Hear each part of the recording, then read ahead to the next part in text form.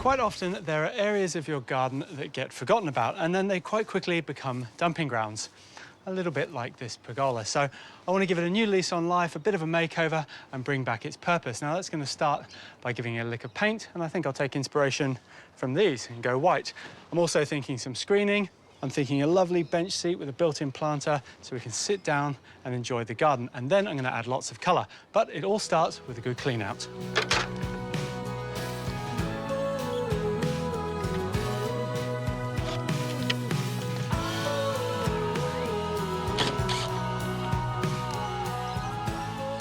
Whenever you're doing a project, no matter how big or small, you've got to be prepared for things to go a little bit sideways. Here we removed the pockets that are on the wall, and we found that down the bottom, all the timber is just rotting away, and that's because water's got up and is soaking the boards. I just need to cut through this board, remove all the rot, and that will leave me with an open bit.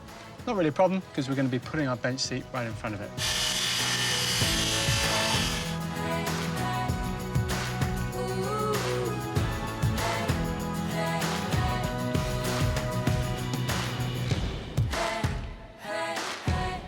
I've knocked up a really simple frame for my screen, just out of treated pine and painted it white to match my pergola. Now I'm using these really rustic old palings, and I'm going to be putting them on a bit of an angle. It's going to give me a lovely backdrop and screen out the shed, and it's going to look nice and solid but allow airflow through and light, so it's not going to feel bulky.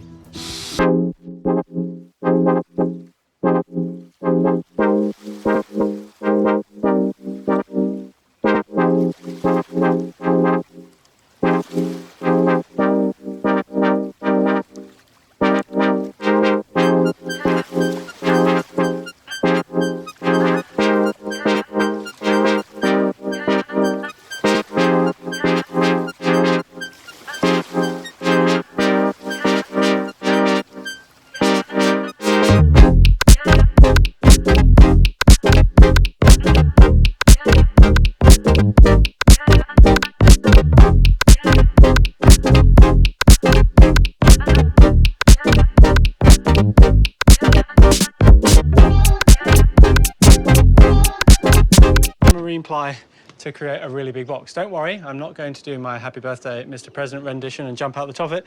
It's to put some plants in to sit behind our bench seat. Now, using marine ply means it can go outside. It's not going to warp, it's not going to twist, it's going to be totally fine. I'm just going to screw this together and you'll see exactly what I mean.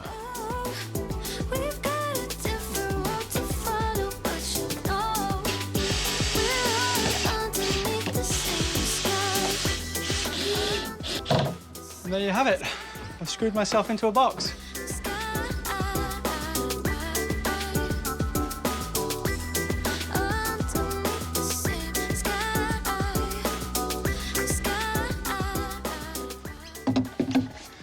So hopefully you can now see what I was thinking. We've got a planter and we've got a seat, but we're missing a top.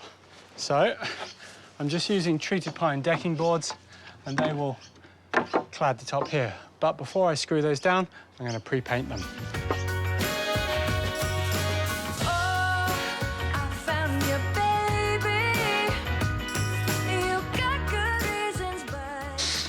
I'm really happy with how our screens come together, and the louvers work really well. They screen the fence out, but you can still catch glimpses of the gum behind. We're just going to pop it up into the space and bugle it off.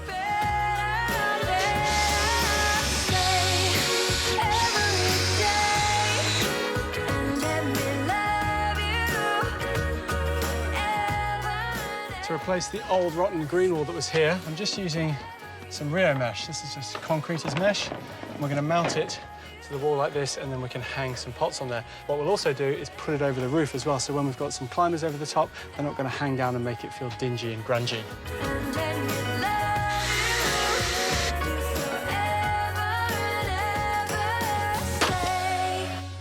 Rather than fill this whole box up with soil just to plant it out, I've been a little bit smarter about it, and I've just put a bead of timber around the inside of our box. I'm just using a plastic tub. That's going to use a lot less potting mix, and it's going to be much easier if we ever want to change the plants over. This is much easier to plant up than all of that.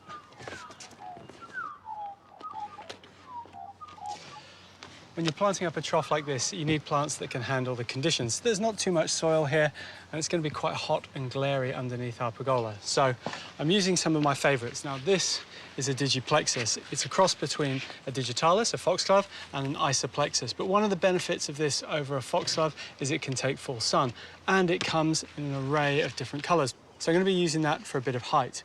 To balance that off, I'm using euphorbia. Now, euphorbia can take lots and lots of sun. I'm also using a little native violet, and I'm using this to spill over the edges and down the front. To finish it off, to tie it all together, a little bit of silver with this lovely cotton lavender.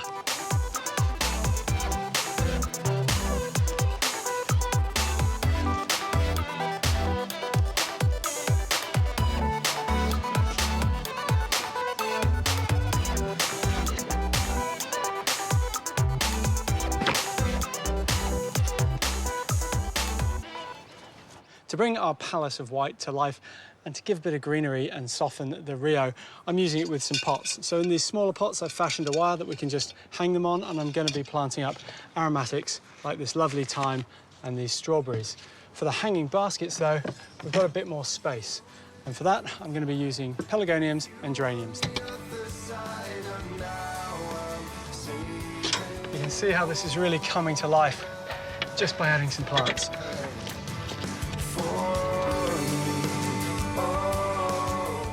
I've also knocked up another cube just to match our bench seating. Now, this can be used as additional seating, a space to stretch out your legs, or you could use it as an occasional table as well. And we've turned this area that was uninviting and unappealing into a lovely spot to come and relax. And I think it gets the pretty pergola tick of approval.